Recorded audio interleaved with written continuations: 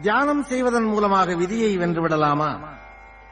விதி விதி என்று இந்துக்கள் சொல்கிறார்களே, அந்த விதியை தியானம் வென்றுவிடுமா என்றால், விதியை தியானம் வெல்லுகிறதோ இல்லையோ, ஒரு கட்டுப்பாட்டுக்குள் கொண்டு வந்து நிறுத்துகிறது. அந்த விதியை ஏற்றுக்கொள்ளக்கூடிய பக்குவத்தை உனக்கு தந்து விடுகிறது. எல்லாமே உனக்கு விதிக்கப்பட்ட விதிதான். உனக்கு விதிக்கப்பட்ட வாழ்க்கையே விதி என்று இந்து மதம் கூறுகிறது. உனது வாழ்க்கை எந்த சாலையில் போனாலும் அது இறைவன் விதித்ததே.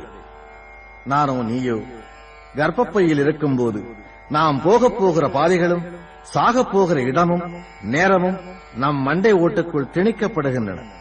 நாம் எங்கே போனாலும் எப்படி வாழ்ந்தாலும் அது இறைவன் விதித்ததே.